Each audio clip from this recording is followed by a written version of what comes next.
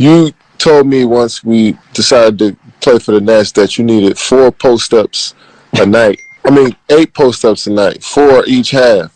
I think that's too much for a 6'1" point guard. And I think that might hold up our offense. But I wonder why you decided to play more of a big than your normal position. You know what? I honestly, I feel like my soul tells me I'm 6'11", I'm 7 feet, I'm you.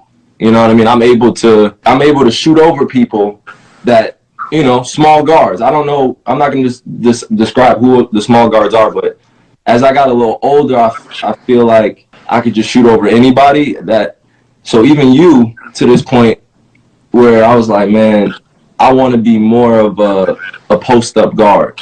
That's really my game. Mark Jackson type back downs and back you down from half court to the top. The object of the game is to get as close. Yo, you're not backing nobody down from half, man. Stop.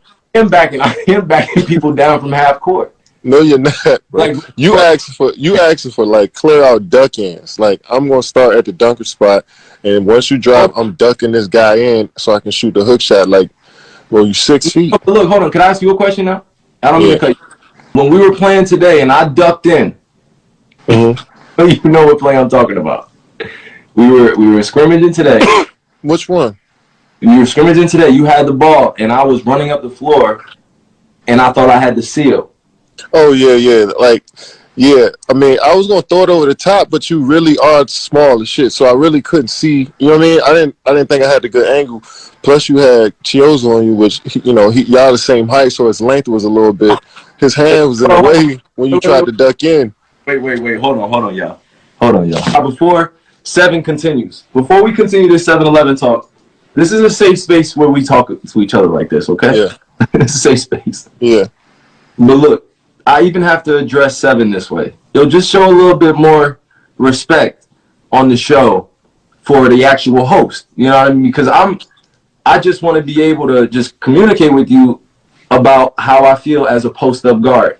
In my past life, like I said, I was you. What you are now, that's what I'm up here. Same mentality. I'm getting to a spot. I'm raising up. I'm getting to a bucket. My footwork is impeccable. I have length. I'm able to shoot over top, hold the follow through, and I don't see people. Do you not feel the same way? I do sometimes, but I'm just saying I don't think that's good for the continuity of our offense if our point guard always want to be underneath the rim. You know what I'm saying? You know what? That can't come off. That can't come off. You know what I mean? I do. You're right. That can't come off like I'm trying to implement myself. Just okay. So what about 7 post-ups instead of 8? We negotiated. I thought we was going to do 2.5 post-ups a game. The half one is like I throw you the ball in the post and you just throw it right back out to me. No, but I'm also saying I feel like every play down I have a mismatch, no matter who's in front of me. So I think that mentality mixed with having that post guard is a great balance, for our squad, for our offense.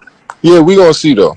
I know my post ups are negotiable, but I think 4.5 works. Like 8, that what? We'll see. Okay. I got another question. Okay, what's up? What's the difference between a New Jersey guard and a New York point guard? Wow. I'm just saying though. Okay. The difference between a New Jersey point guard and a New York point guard? Yo, Brett just said, wow. He knew I was going to ask you that. Are we talking East Coast or are we just talking about specifically New Jersey, New York? I said New Jersey and New York. You know that hits a spot for me, man. I'm in both places. My family's from the X, that's the Bronx, and I grew up in Jersey. But you spent most of your time in Jersey, though. I spent most of my time in Jersey being skateboard re.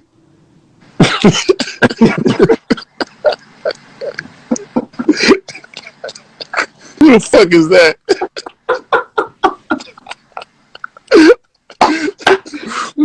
All right, bet. I'm just gonna do this. I'm gonna say this. My lives were different. when I was in Jersey, I was able to get away with high crossovers, trying to bot people. And I'm in New York, people were trying to do that to me. Like, and it was hard-nosed basketball every single game. Like, since I was 6 years old, 7 years old, being in the jungle, being around that entertainment, that culture of basketball, like, there's no way you could really describe it. Parents are into the game. The crowd is into the game. We appreciate great moves, you know, high-level basketball, high-level plays, competitiveness, that New York chip on your shoulder mentality, because I grew up around all of that. You know what I mean? I just had a great perspective that I've been able to implement now in terms of my attitude and my mentality, because most of my guys that I was growing up with were in the projects, grinding out of a sense of pride, out of making sure they had got a scholarship to be the first one in their family to graduate. You know, this is my father's journey as well, but others from New York City can attest to this, old New York legends that were doing amazing things in not just college careers and legacy, but NBA as well, and they paved the way. Toughness, you got to get that from outside, playing every single day. Like, that, like, not many people, you know how many people get anxiety? Yeah. When you're in a matchup, you're in a matchup against somebody that's literally from the block, that's coming to kick your ass in the park that day, and you a pro. Yeah. 155th in Harlem, like that mentality is, you go outside and you go at anybody and everybody, no matter who. In Jersey, my dad was like, yo, you can't play to your competition. You know what I mean? Like, because Jersey was still being, as we had pros, but we were also known as those New Jersey guys that came over to New York. Oh, they soft. Oh, they don't have it. You know what I mean? Like, from Jersey, let them. Until I got to be 17, 18, and I had gone through the Gauchos, I had gone through Metro, So you ran through all of those mobs? Because they had done it to me as a kid. You know what I mean? I was around all of my generation and the little guys older than me, so that's what I was saying, was just the mindset. So what age would you say that you realized that you was the best in this area from, like, this East Coast? I mean, that's because you said you played against all these dudes and you done seen every point guard.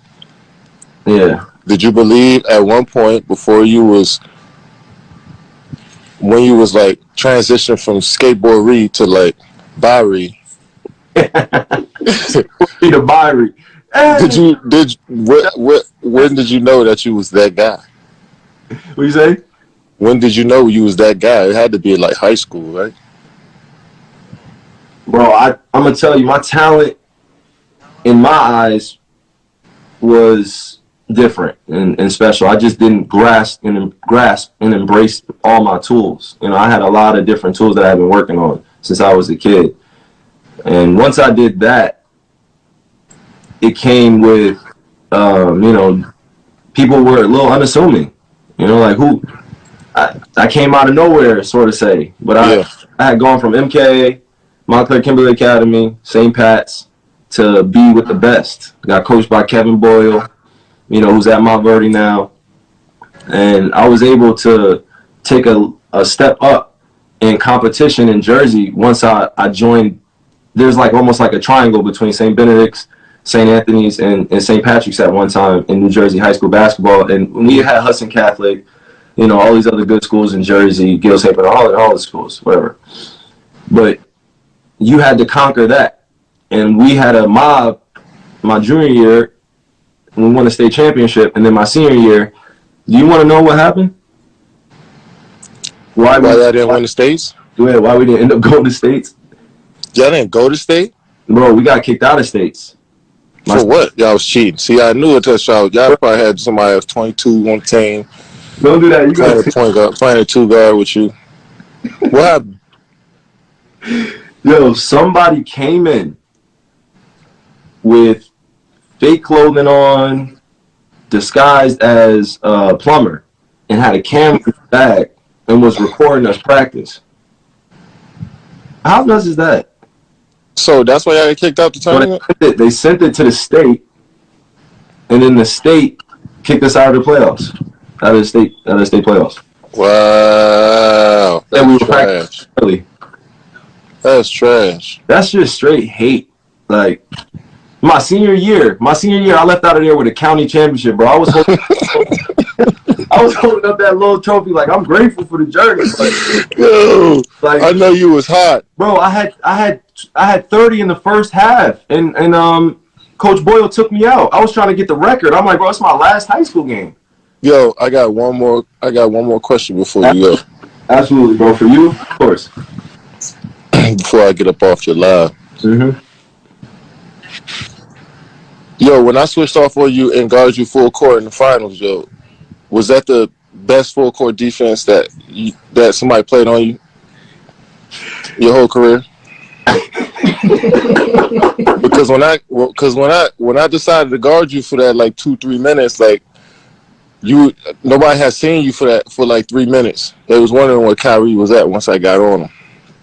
No. Would you say that was top level, elite, Hall of Fame, all my badges, pickpocket, intimidator on? I got on perk. I had pickpocket and pick dodger on gold. I'm just saying, did you think that was some of the best defense somebody like a opponent ever played on you? No, honestly, the way you described that one situation where you picked me up full court, like the one situation. Bro, it was like 5 or 6 possessions. I had to take you out the game. Ever picked me up full court was that one possession in the finals that you're referring to. If that is Hall of Fame worthy of that type of stature of you, Kevin Durant, guarding me, that you got it, bro. You have that. Yo.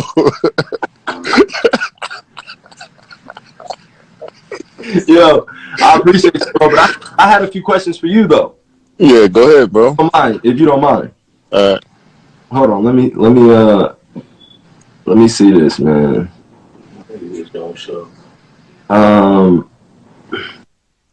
I wanted to know about some of your musical influences that changed your mindset.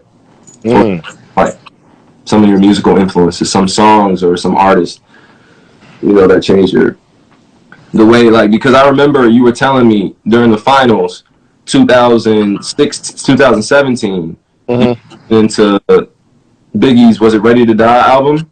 Yeah. And you said that every day you were consistently listening to his lyrics and dissecting it, and you just felt like you could translate that into a great consistently. Yeah, see, when I listen to Biggie, you realize he doesn't take a line off. Every bar was like perfected and crafted to fit in, and it felt like it was so natural. Like it didn't feel like Biggie even wrote shit down, but it fit perfect. You know what I'm saying? You could tell that every bar meant something. So I told myself to focus on each possession, see what's the most I can get out of each possession. And then, outside of Biggie too, in that finals, Jay Leck had dropped a song and said that Jay Electronica. Okay. He had dropped a song during the finals and said it was inspired by my play. And that's my favorite rapper. You know what I'm saying? That's like one of my top 5 dead or alive. That's one of my guys. You know what I'm saying? So hold on. What time my ancestors for Jay Electronica? Jay Electronica, let me tell you, a guy, preacher. Go ahead. Tell me why he's your favorite artist, though. Man, he's Universal Soldier on his album. That joint, and there's just one verse. That joint spoke to me so crazy, but he just speaking real wisdom and knowledge about how we should navigate in this world. You know what I'm saying? Especially as black men who are perfecting the craft and the skill. And I just appreciate what he brings to the table, and his journey, his experiences, how he put it in his music. So simple. You know what I'm saying? I appreciate that. Yeah. No, respect. Is there anything you like to add? Like, was there a time when you felt like an album really changed, other than Ready to Die during the finals, like an album that you listened to in the summertime or an old groove that your mom put you on, or an old album that just sticks with you, where it just is nostalgic, reminds you of that Saturday morning, kind of that type of vibe when you're getting ready for games or when you're in the car? Yeah. I think I think for me, getting ready for a game was always soothing music. Shit that calmed me down. Right before a battle, so I can be totally relaxed. You know what I'm saying? Yeah. And Sam Cooke used to come to mind all the time. My grandmother used to play that. And that will always, like, if I hear Sam Cooke, that's instantly taking me back to my childhood. How I used to run to the gym. How every day was just, how can I get to the court? You know what I'm saying? And that childlike joy that I had for it back then, the same approach that I try to take in the league. And it's tough to do that with so many. Yeah. It's just so much on you in the NBA. It's so different than just going outside and playing with the homies, But I still try to recreate that by listening to music, watching stuff, watching film of old players, studying film of my teammates, stuff like that. Yeah. Do you feel like music and art has a way of helping you create the reality in front of you? Most definitely. It kind of helps you paint a picture visually. Yeah. Because what we mean, dreaming is we visualize something and then we gotta have the courage to actually go do it in reality. Yeah. So when you continue to hear things that you hear people reach a level of, a level of self where they know who they are, especially they find out their identity, they know who People their like ancestors to are. call that enlightenment, by the way. Enlightenment. When you reach a level of enlightenment. Continue, yeah. When you reach a level of enlightenment that shines through and through your art, Yeah. So you could tell the real ones, you could tell the people who actually been through some stuff, Uh-huh. you know what I'm saying, about how they produce their art, So there's a lot of people out here producing art and we consuming a lot of stuff. But you continue to find your identity and who you are, you start to weed out the things that you enjoy, the things that move your spirit, Yeah. And I wanted to just ask you this as well before, and I appreciate Seven getting on here and sitting with Kai. Yes, brother. No, I appreciate you.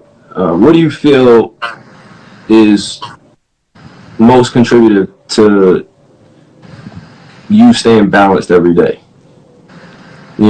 As we go, like you said, you get ready for a battle, ultimately win the war, which is the NBA championship, which is what we're after. Mm-hmm.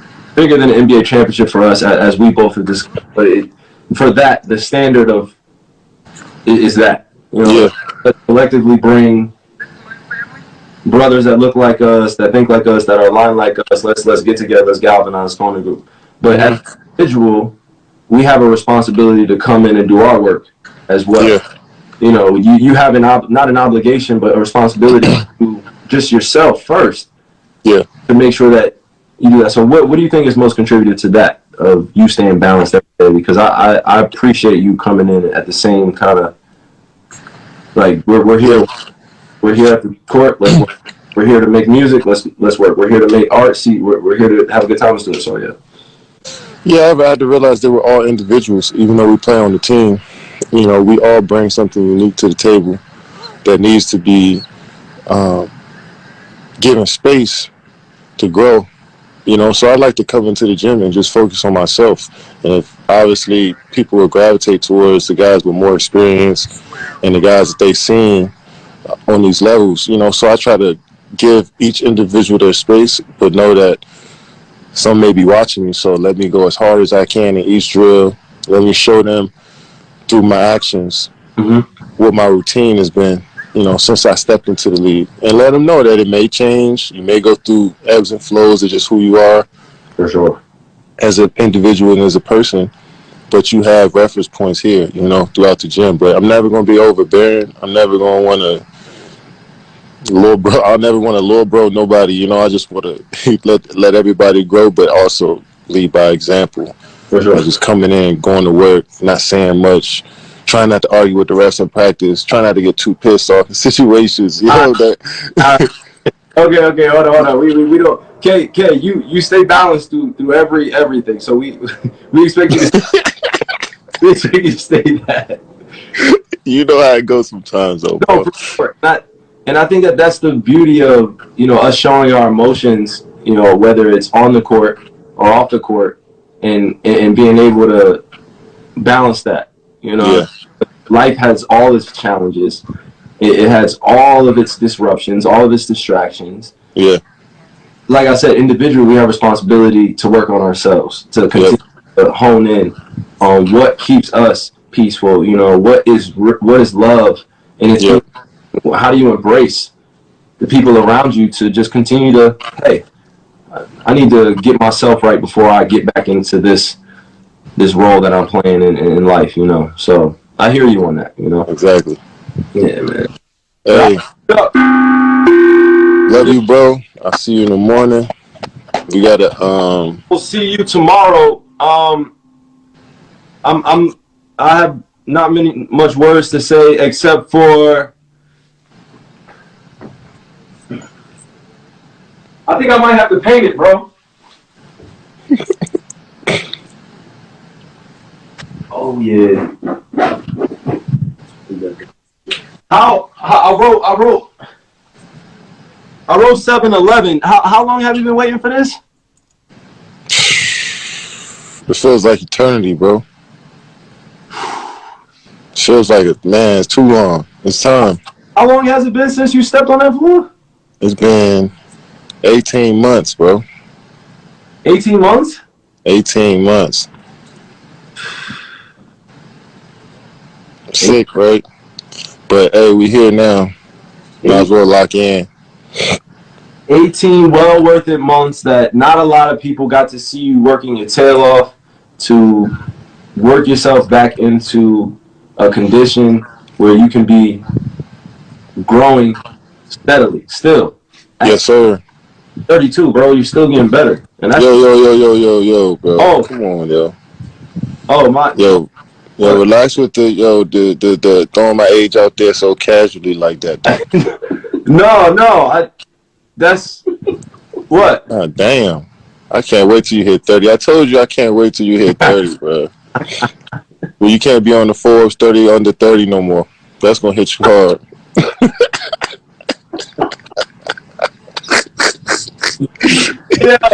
Yo, they throw the 30 for 30 out. I'm like, damn, yo, I'm getting old as shit. Yo, how many times were you on that list though? Yo, damn, all my whole 30s, bro.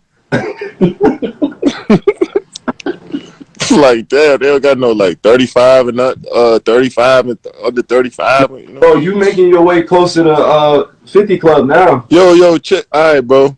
All right, fam. I'm gonna see you tomorrow, though. Nah, I appreciate you, bro. Much love, and I can't wait to get this thing going. I know, I'm excited for our teammates as well, all our brothers that's rocking with us. This is the start of a journey. You know what I mean? Yes, sir. Kick it off sitting with Kai, with each other. Bert checked in earlier. So same Bert was on. Yeah, for sure. My boy Bert, get right, man, so we can get you back on the floor, bro. Yeah. All the homies, I'm sure if they watching, I see y'all in the morning. You know what I'm saying? For sure. You already know how we rocking. We move different over here. Hashtag work continues, right? Love you, bro. Love you too, bro. I'll see you tomorrow. Yep. Mm-hmm. Okay.